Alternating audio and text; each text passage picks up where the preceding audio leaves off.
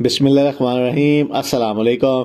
ये जी एक वीडियो काफ़ी चल रही है इस टाइम पे यूट्यूब पे, जिसमें थंबनेल ये है कि जी जो नई कंपनी है उसको एसईसीपी का नोटिस जारी हो गया है और उसमें कंपनी तर्जुमान की आवाज़ है।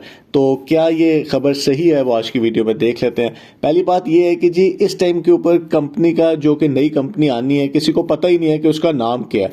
तो जब किसी को पता ही नहीं है तो उसको नोटिस कैसे जारी हो सकता है। ये वीडियो जो है ये पुरानी वॉइस है कंपनी के तर्जमान की, और ये उस वक्त दी गई थी जब पहली दफ़ा कंपनी का नाम आ गया था एससीसीपी की लिस्ट के अंदर, जो कि वो हर 3 महीनों बाद एक गैर कानूनी कंपनियों की लिस्ट निकालते हैं जो कि ज़्यादातर मल्टी लेवल मार्केटिंग वाली कंपनीज हैं। और इसके ऊपर जो कंपनी का मौक़िफ़ है वो ये चलाया जा रहा है और उसको आज के साथ लिंक किया जा रहा है कि जो नई कंपनी आ रही है वो भी उसको भी एससीसीपी ने नोटिस जारी कर दिया। तो उस मैसेज के अंदर जो कहा गया है वो बड़ा इंपॉर्टेंट है, और वो बेशक पुरानी ऑडियो है लेकिन उसमें जो बातें की गई हैं वो अब अगर आप सुने तो आपको काफ़ी बातें समझ आती हैं। तो एक तो उन्होंने कहा है कि जी पाकिस्तान में multi level direct selling market का कोई कानून नहीं है, तो जब कानून नहीं होता तो जो कंपनी सही काम कर रही होती है उसको चलने की इजाज़त दी जाती है। ऐसा बिल्कुल भी नहीं है। जो कंपनी भी पाकिस्तान में रजिस्टर होती है और वो फिर एससीसीपी के डोमेन में आ जाती है और उसके ऊपर एससीसीपी का लॉ लगता है। तो बिफोर यू की जो कंपनीज थी और जो भी कंपनी रजिस्टर होती है पाकिस्तान में, वो उसको एससीसीपी का लॉ को जो कानून है उसको फॉलो करना होता है। और उस कानून के अंदर कंपनीज एक्ट के अंदर लिखा गया है कि कोई कंपनी भी network marketing multi level marketing अगर करेगी तो उसको बंद किया जा सकता है। तो पाकिस्तान में बेशक नेटवर्क मार्केटिंग का कानून नहीं है लेकिन कंपनीज एक्ट में लिख दिया गया कि ये गैर कानूनी है। अब या इसी वजह से ही एससीसीपी ने जो केस था वो आगे इनको नोटिस भी दिया था कि जी गैर कानूनी काम कर रहे हैं, फिर आगे नैब को भी केस भेज दिया। फिर उन्होंने कहा है कि जी ये एससीसीपी की डोमेन में नहीं आता, और उसके बाद है कि जी कोई कानून भी बन जाएगा और अदालतों का हक है कि वो ये इन्वेस्टिगेशन करें और पाकिस्तान के अंदर जो इनकी कंपनीज हैं वो रजिस्टर्ड है।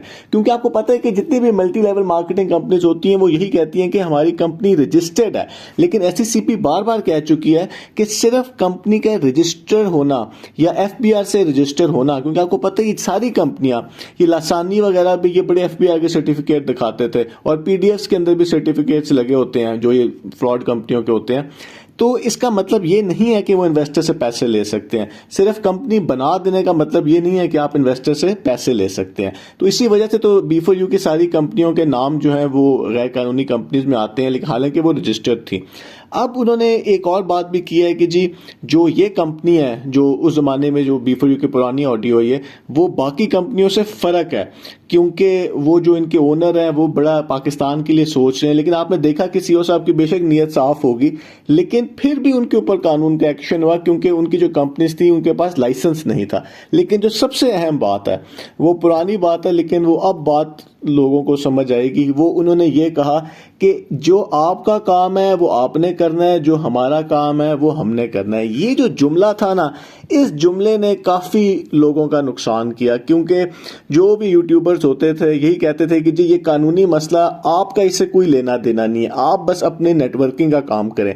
और लोगों ने नेटवर्किंग का काम किया, उनको ये होता था कि जी लीगल टीम देख रही है। लेकिन आपने देखा ही कि किस तरीके से एससीसीपी का नोटिस आए, उसके बाद ये मामला नैब में चला गया, फिर गिरफ्तारी हो गई, उसके बाद तो कंपनी तो अब ये बिल्कुल एक तरह से ख़त्म हो चुकी हुई है, जिसकी वजह से नई कंपनी को लाया जा रहा है। बेशक इनके केस ख़त्म भी हो जाए तो दोबारा क्योंकि कानून ही नहीं है तो कैसे ये जो है गैर कानूनी सिस्टम्स है ये कैसे चल सकते हैं दोबारा।